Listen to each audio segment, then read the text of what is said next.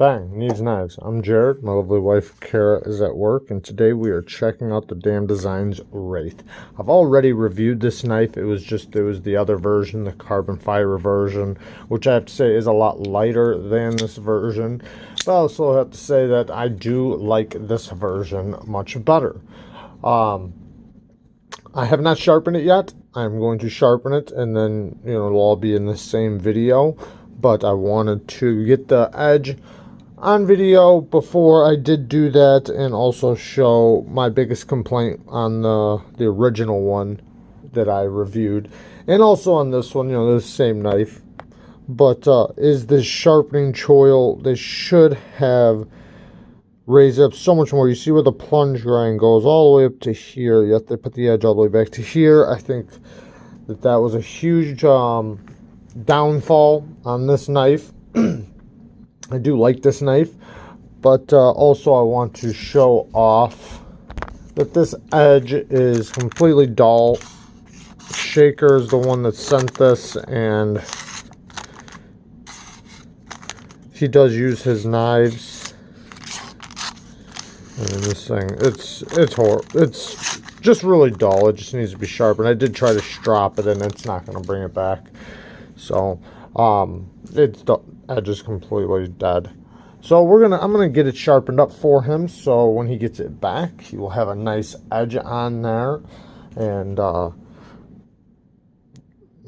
get it nice and slow so we can zoom in a little bit and actually look at it. The factory grind.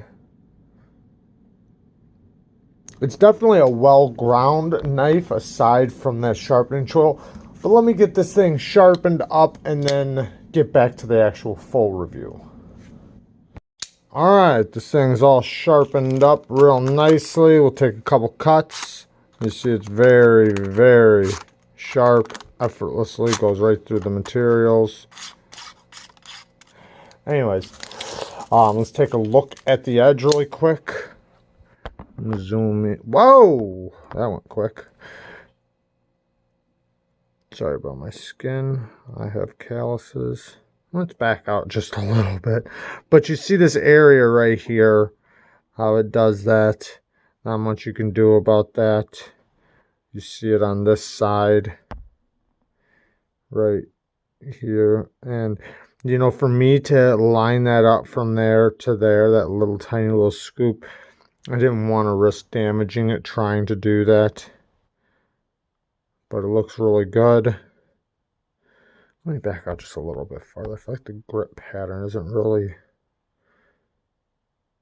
Anyways, looks really good. Way better than it was before. This thing absolutely did not want to cut before, and now it's very sharp. I only brought it to about 600 grit.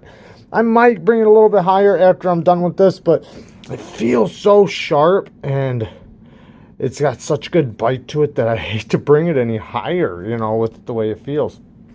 So, a couple things. One, since I already did this video, that's why I can do this so quickly. I know I just got this knife, but I've sharpened with it. I did use it a little bit. I cut up a little bit of recycling and stuff, but I've already used this knife before. But what I wanted to really know was what was the differences between the carbon fiber version and this version. Was there a real big difference? And I have to say, absolutely, yes, there is. One thing that I can tell right off the bat that is a massive difference is even though the other one had fantastic ergos, when I really put the squeeze on it, it really bit me right here. This one does not do that at all. This is very, very comfortable. No matter how much I squeeze, it doesn't bother me at all. And the other one would literally bite into me really bad right there. These corners were very sharp. And I remember that being one of the negatives. Now, there's a lot of things to like about this knife, and only a couple things to dislike. So let me get through the things I like. Well, I love this Stonewashed finish. I think that this is the best type of finish you can get. Well, in my preference, the best type of finish you can get on titanium. I absolutely love it. The satin finish is okay. The jimping is really fantastic. I love that. They did do a great weight relief, but another big difference between this one and the other one is the other one was so light, it almost was too light for my preference.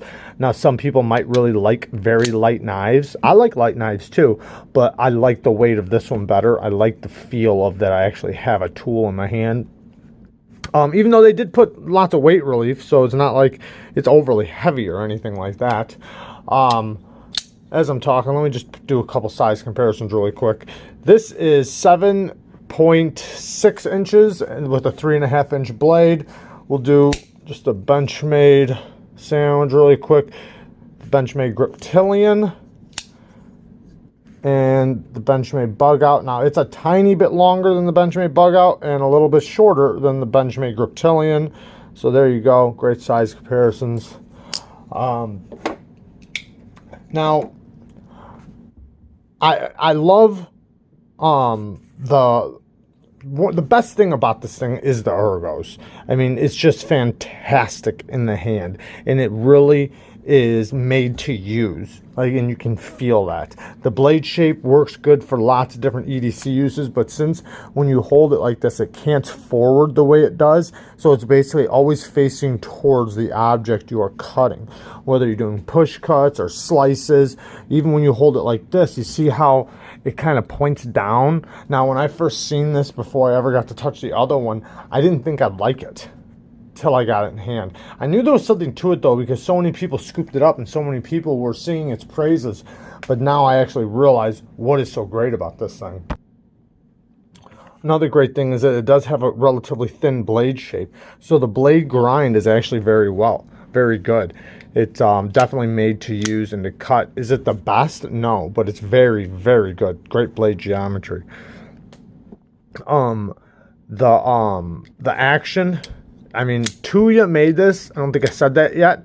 So Tuya is known to do great action, and because one reason why is because they have this big detent ball. It's a nice big detent ball that just makes for a nice stiff, very stiff, I'm not going to say heavy, but I guess it could be heavy, but snappy detent.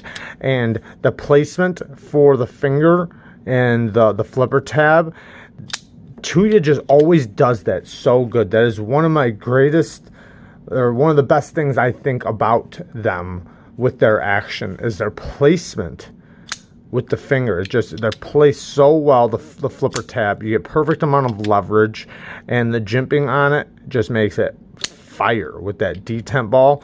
And then the lock bar, super easy to get to, and even though it has this jimping, it's not overly rough. It's actually very, very comfortable, and as long as your finger's in that slot, you're past the detent ball. So when you let it drop onto your finger, you're already past it. I do like that. Now, any higher it wouldn't be, but they placed it just right.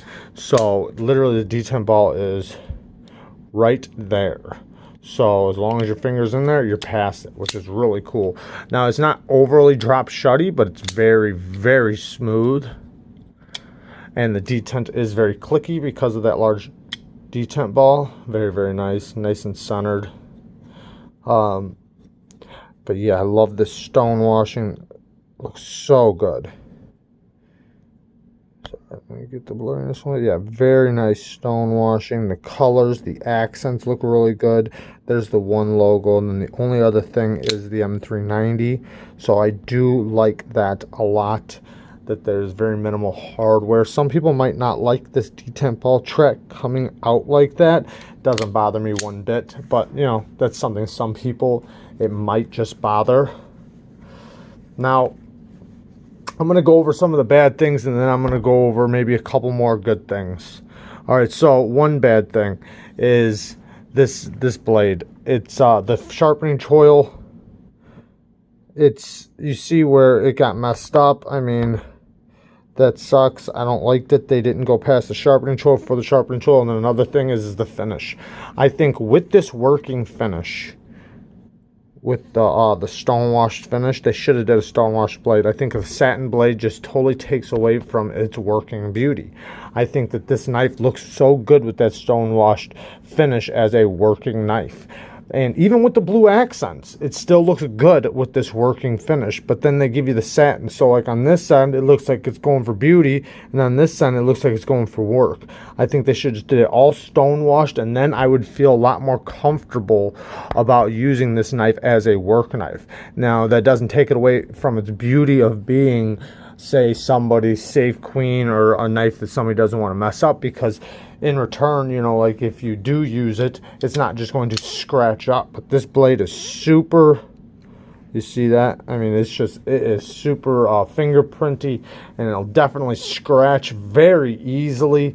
And I just feel like it takes away from its you know, its usefulness and how much it can take.